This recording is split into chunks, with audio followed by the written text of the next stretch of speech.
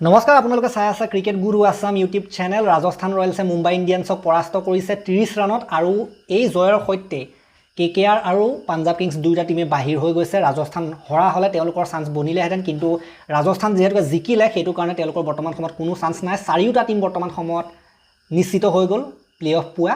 আমি প্ৰথমতে দেখিছিলোঁ RCBয়ে পাইছিলে, GTয়ে পাইছিলে, SRH আৰু বৰ্তমান সময়ত পাইছে ৰাজস্থান ৰয়েলছ আৰু SRHৰ মাজত হ'ব এলিমিনেটৰ মেটছখন আৰু কোৱালিফায়াৰ 1 মেটছখন হ'ব গুজৰাট টাইটেন্স আৰু RCBৰ মাজত। গতিকে সেইখিনি বৰ্তমান সময়ত পুৰা লকড ইন হৈ গ'ল। আমি তাৰ ওপৰত সেইকেইখন যিকেইখন মেটছ হ'ব এলিমিনেটৰ আৰু লগতে কোৱালিফায়াৰ 1 লগতে কোৱালিফায়াৰ 2 হ'ব। গতিকে সেই সকলো প্লে অফৰ খেলৰ ওপৰত আমি এক্সট্ৰা ভিডিঅ' দিম, প্ৰিভিউ দিম, যিহেতুকে সাধাৰণ খেল নহয়, প্লে অফৰ খেল হয়, সেইটো কাৰণে তাৰ ওপৰত প্ৰিভিউ ভিডিঅ' দিয়া হ'ব।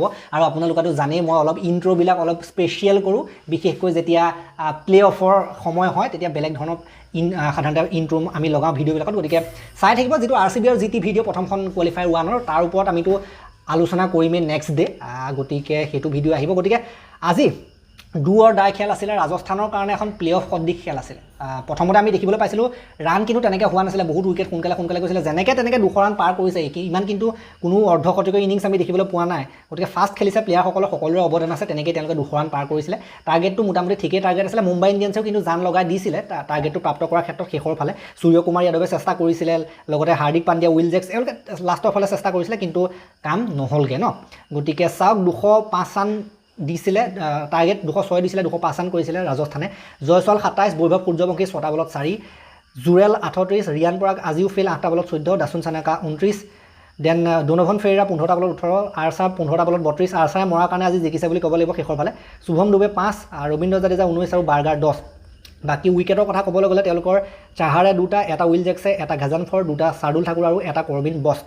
বাকী 20 অভাৰত সাধাৰণতে 125 ৰানত 9টা উইকেটৰ লোকচানত ৰৈ যায় মুম্বাই টিমটো। ৰোহিত শৰ্মা 0, ৰিকেলটন 12, নমনধীৰ 6, সূৰ্যকুমাৰ 42টা বলত 60, তিলক বৰ্মা 3, জেক্স 33, পাণ্ডিয়া 34, বস্ক 2, ঠাকুৰ 10, দীপক চাহাৰ 8 আৰু গাজানাফৰ 2। 3টা উইকেট লৈছিলে। আৰ্চাৰে গুৰুত্বপূৰ্ণ অভাৰ আজি কৰিলে। আৰ্চাৰে 4 অভাৰত 17 ৰান দি 3টা উইকেট, বাৰ্গাৰ 43ত 2টা, ব্ৰিজেশ শৰ্মা 26ত 2টা, জাদেজা 24ত উইকেট নাই, যশৰাজ পুনিয়া 44ত 2টা আৰু দাসুন চানাকা 21ত উইকেট নাই।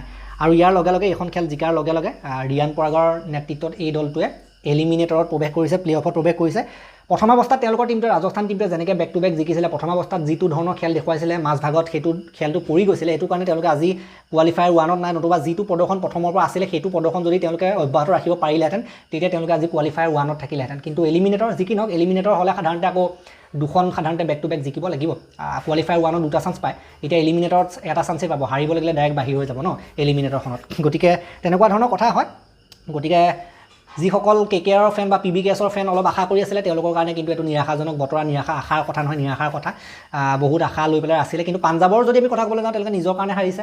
নিজৰ যিটো ধৰণৰ পাৰফৰ্মেঞ্চ তেওঁলোকে দিলে, তেওঁলোকে প্ৰথমতে যি ধৰণে একেৰাহে জিকিছিলে, পাছত আমি দেখিলোঁ যে একেৰাহে 5-6খন খেল হাৰি বাহিৰ হৈ গ'লগৈ ন বৰ্তমান। গতিকে এখন খেল জয় পৰাজয়ৰ মহত্ব আজি দেখিবলৈ পোৱা গৈছে। আমি দেখিবলৈ পাইছিলোঁ যে পাঞ্জাবে যদি এখন বেছিকৈ খেল জিকি থ'লেহেঁতেন আজি তেওঁলোকৰ এনেকুৱা অৱস্থা নহয়। একেদৰে কেকেআৰ টিমটোৱে যদি চিন্তা কৰি চাওক, এখন বা দুখন খেল আজি জিকি থ'লেহেঁতেন, বেছিকৈ এখন খেলে যদি বেছিকৈ জিকি থ'লেহেঁতেন আজি হয়তো আগলৈ গুচি গ'লহেঁতেন। গতিকে এখন খেলৰ ইফাল সিফাল হৈছে, 2 পইণ্টৰ ইফাল সিফাল হৈছে। গতিকে সেইটো কাৰণে সাধাৰণতে তেওঁলোকে ভুগিবলগীয়া হ'ল আজি। কিন্তু যিকেইটা টিম পাঞ্জাবে যিটো ধৰণৰ পাৰফৰ্মেঞ্চ দিছিলে প্ৰথমতে জিকি পেলাই হাৰি একেৰাহে, সেইখিনি পাৰফৰ্মেঞ্চ দি আৰু একেৰাহে হাৰি তেনেকৈ কোনেও আগলৈ যাব নোৱাৰে।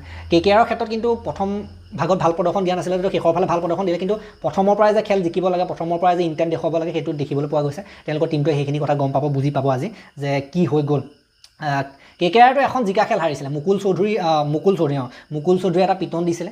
সেই মুকুল চৌধুৰী পিটনটোৰ কাৰণে তেওঁলোক হাৰিবলগীয়া হৈছিলে। LSGৰ যিখন এগেইনষ্টত যিখন খেল হৈছিলে, জিকা খেল আছিলে, লাষ্ট টাইমত মুকুল চৌধুৰী পিটনটোৰ কাৰণে তেওঁলোক আজি এই অৱস্থা। সেই খেলখনত যদি মুকুল চৌধুৰী উইকেটটো উলিয়ালেহেঁতেন বা সেইখন যদি জিকা খেল নাহাৰিলেহেঁতেন তেতিয়া আজি এনেকুৱা অৱস্থা নহয়। বাকী যি কি নহওক সেইবিলাক কথা আলোচনা কৰি লাভ নাই, নেক্সট ছিজনৰ কথা আলোচনা কৰিব লাগিব। তেওঁলোকে আকৌ এতিয়া এইটো ছিজন গ'ল আৰু ন, গতিকে সেইকেইটা টিমে এতিয়া এইটো ছিজনৰ কথা আলোচনা কৰি লাভ নাই। এতিয়া এইটো ছিজনৰ কথা এই যি 4টা টিম বনি আছে, এই 4টা টিমে আলোচনা কৰিব। GT, RCB, SRH আৰু RR কোনে জিকে। আৰু মেইন কথাটো হ'ল যে যোনে নিজিকক এইবাৰ IPL ছেকেণ্ড টাইম উইনাৰ হ'ব। SRHও ছেকেণ্ড টাইম উইনাৰ হ'ব পাৰে।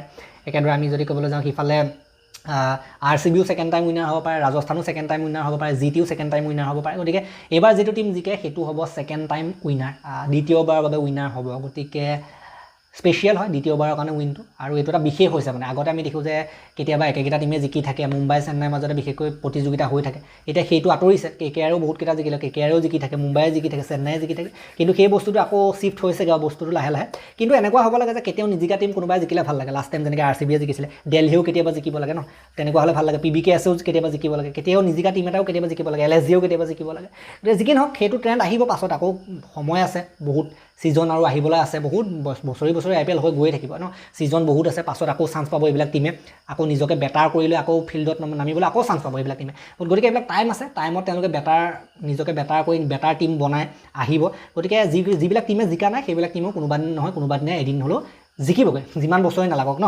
বাকী যিকি নহওক এইবাৰ ছেকেণ্ড টাইম উইনাৰ হ'ব সেইটো মানে এটা নতুন কথা আৰু ভাল কথা আৰু ন বেয়া কথা নহয় সেইটোও বেয়া কথা নহয় ছেকেণ্ড টাইম উইনাৰ হ'ব কোনোবা এটা প্ৰতিযোগিতাটো ইনক্ৰিজ হয় ন কিছুমান ফেন বাঢ়ি যায় কিছুমান টিম যদি দুবাৰ জিকি যায় আৰু ফেন কিছুমান এড হয় তেনেকুৱা কথাবোৰ এনেকুৱা হয় আৰু গতিকে এতিয়া আমি যিকেইখন খেল নেক্সট আলোচনা কৰিম এতিয়াতো আপোনালোকে দেখিবলৈ পাইছেই যে কোৱালিফায়াৰ 1 26 মে' তাৰিখে হ'বই মাজত এটা দিনেই থাকিলে হ'বগৈ গুজৰাট টাইটেন্স আৰু RCB সেইখন আলোচনা কৰিম মই প্ৰিভিউ দিম নেক্সট 27 মে' তাৰিখে আছে এলিমিনেটৰ সেইখন SRH আৰু ৰাজস্থান ৰয়েলছ নিউ চণ্ডীগড়ত হ'ব PBKSৰ হোম গ্ৰাউণ্ডত হ'ব দুইটা নিউট্ৰেল ভেনিউত হ'ব ৰাজস্থান আৰু SRH কাৰো হোম গ্ৰাউণ্ড নহয় সেইখন আৰু একেদৰে যিখন গুজৰাট টাইটেন্স আৰু RCBৰ মাজত কোৱালিফায়াৰ 1 সেইখনো পাঞ্জাব কিংছৰ হোম গ্ৰাউণ্ডতে হ'ব নিউট্ৰেল ভেনু কাৰো হোম গ্ৰাউণ্ড সাধাৰণতে নহয় গতিকে কাৰো হোম গ্ৰাউণ্ড যেতিয়া এনেকৈ নহয় তেতিয়া সাধাৰণতে ভাল হয় সাধাৰণতে ইমান এডভান্টেজটো তেনেকৈ নাপায় কিন্তু কোহলিৰ কাৰণে মানে RCBৰ কাৰণে ছাপৰ্টটো বেছি থাকিব কোহলি থকাৰ কাৰণে সেইফালে আৰু ইফালেতো ৰাজস্থান আৰু SRH সেইখনো কাক ছাপৰ্ট কৰিব কাৰণো সমৰ্থন বেছিকৈ থাকিব ন সেইখন বাৰু আৰু অলপ নিউট্ৰেল হয় বেছিকৈ বাকী যি কি নহওক এই ভিডিঅ'টো মই ইমানতে সমাপ্ত কৰিম আৰু এটা কথা আমাৰ ছেকেণ্ড চেনেল খেলপ্ৰেমী আছাম তাত আমি football world cup FIFA world cup আহি আছে তাৰ ওপৰত আমি আলোচনা কৰিছোঁ বিভিন্ন ভিডিঅ' দি আছোঁ আপোনালোকে সেইসমূহ চাব বুলি আশা কৰিলোঁ আৰু ৰাজস্থানৰ যিসকল সমৰ্থক আছে আকৌ এবাৰ শুভকামনা জ্ঞাপন কৰিছোঁ আপোনালোকক আৰু এই ভিডিঅ'টো মই ইমানতে সমাপ্ত কৰিলোঁ ভাল লাগিলে যদি লাইক কৰিব শ্বেয়াৰ কৰিব চেনেলটো নতুনকৈ আহিছে যদি ছাবস্ক্ৰাইব কৰি ঘণ্টাত দবাই থৈ যাবলৈ নাপাৰিব তেতিয়ালৈকে আৰু এটা নতুন ভিডিঅ' লৈ প্ৰতিশ্ৰুতিৰে মই বিদায় মাগিছোঁ ধন্যবাদ